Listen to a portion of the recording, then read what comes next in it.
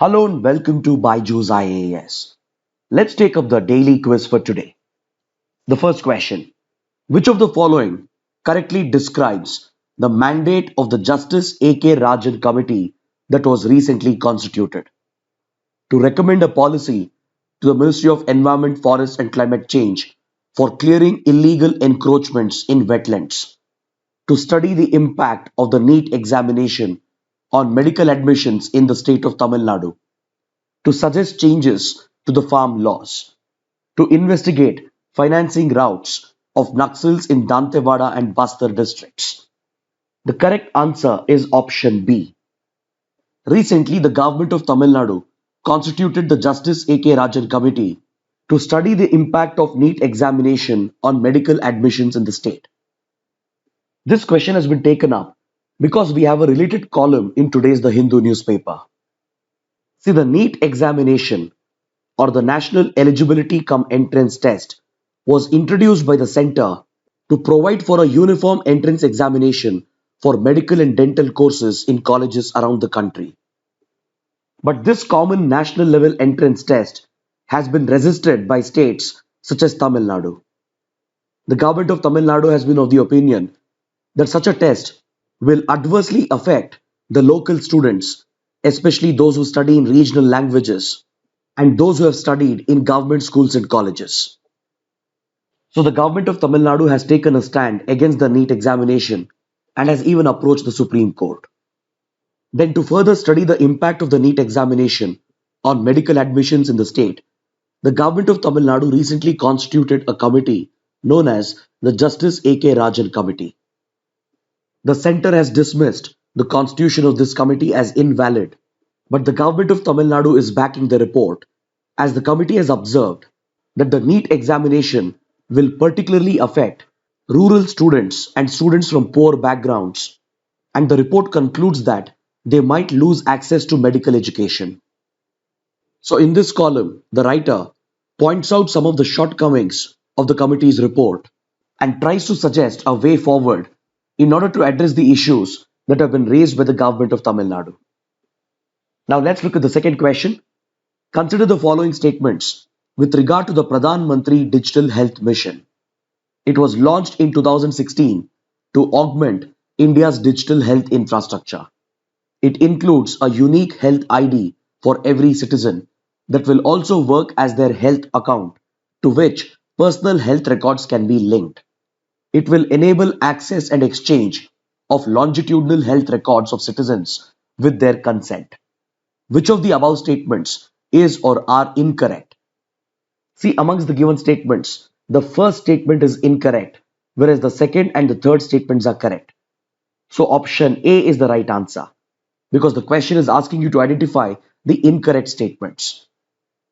See, according to this article in The Hindu, the Pradhan Mantri Digital Health Mission is yet to be launched. Today, the Prime Minister will be rolling out this initiative. Hence, the first statement becomes incorrect. This digital health initiative has been designed to create a digital health ecosystem in the country. Under this mission, the centre is trying to create a seamless online platform through which all the health-related data of the citizens can be collated and all the required health information and health services can be delivered to the citizens. It aims to leverage an open, interoperable, standards-based digital system while guaranteeing data security and confidentiality in order to protect the privacy of the citizens.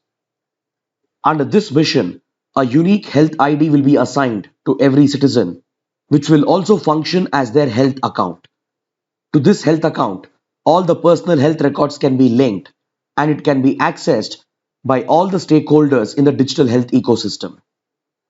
So the health records of the individual can be accessed by the doctors, by the hospitals, diagnostic centers, maybe even insurance companies. And this is being designed to provide seamless healthcare services in the country. Through this platform, the digital health data and the records of the individuals can be accessed and exchanged across different institutions and stakeholders of the healthcare system, which basically refers to the longitudinal exchange of health records. But this would require the prior consent of the citizen. Now let's look at the third question. Which country recently became the first European country to elect a women majority parliament? Is it France or Norway or Sweden or Iceland? The correct answer is option D, Iceland. According to this article in the Hindu, Iceland has elected Europe's first women majority parliament.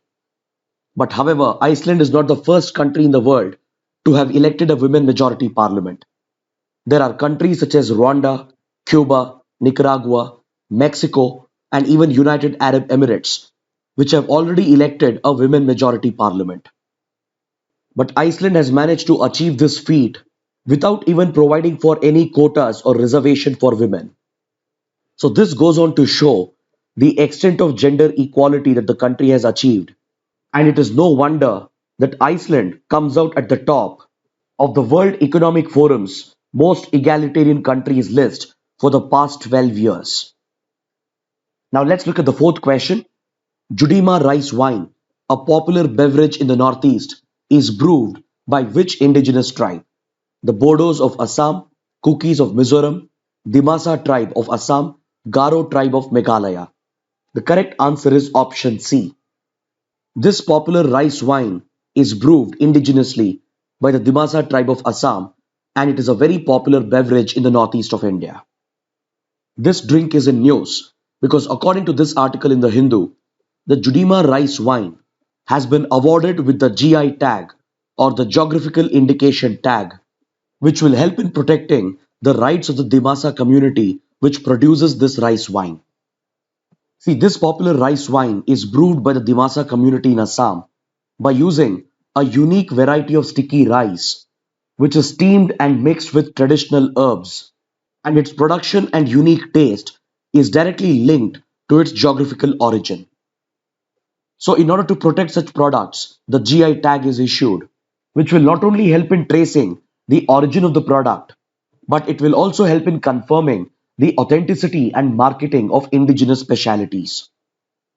The GI tag will also give unique marketing rights for the people of the concerned geographic region. So this will not only help in ensuring quality control mechanisms, but it will also help in preventing the misuse of this brand name by other third parties whose product does not conform to the applicable standards and quality. Now let's look at a practice question from the 2019 prelims paper. Which one of the following suggested that the governor should be an eminent person from outside the state and should be a detached figure without intense political links or should not have taken part in politics in the recent past? Is it the first ARC, the Rajamannar Committee, or the Sarkaria Commission, or the National Commission to review the working of the Constitution? The correct answer is option C, the Sarkaria Commission on Center-State Relations. The Sarkaria Commission provided this important recommendation in order to protect the neutrality of the office of the governor and in order to ensure that the center does not misuse the office of the governor to target state governments. But however, this recommendation of the Sarkaria Commission is only partially followed by the center. In the appointment process of the governor, the center ensures that the name that it recommends to the president for appointment is an eminent individual from outside of that state. So this condition mandated by the Sarkaria Commission is usually met. But however, the governors who are appointed, they are usually not completely detached from politics and they will always have some links with the ruling party at the center. Now coming to the fact of the day, let's talk about the airspace map of India, which has been reported in this article in the Indian Express. See, the airspace map of India, which you can see over here, has been brought out by the Ministry of Civil Aviation.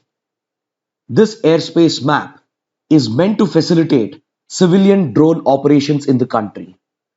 This map has been published on the Digital Sky platform of the Directorate General of Civil Aviation, and it has been developed by the ministry by working with private mapping firms such as Map My India and with IT firms such as Happiest Minds.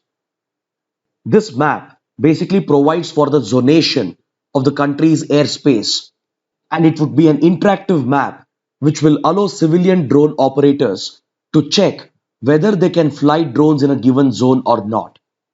It basically demarcates the no-fly zones where the drone operators will require special permissions and they will have to follow the formalities and regulations before flying in such demarcated zones. This interactive map basically divides the country's airspace into three primary zones: the red zone, the yellow zone, and the green zone. In the green zone, no permission is required for operating drones which weigh up to 500 kilograms.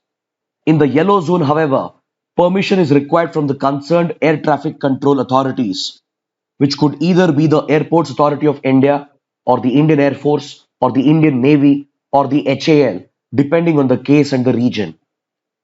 But the red zone will be designated as a no drone zone, and in these red zones, civilian drones can be operated only after obtaining prior permission from the central government. These red zones have been identified primarily based on security considerations, and hence strategic and sensitive locations have been demarcated as a red zone in order to declare it as a no drone zone. So henceforth, civilian drone operators in the country will have to mandatorily check the airspace map, and they will have to accordingly obtain permissions from the concerned authorities. So with this, let's conclude our discussion for today. Thanks for watching.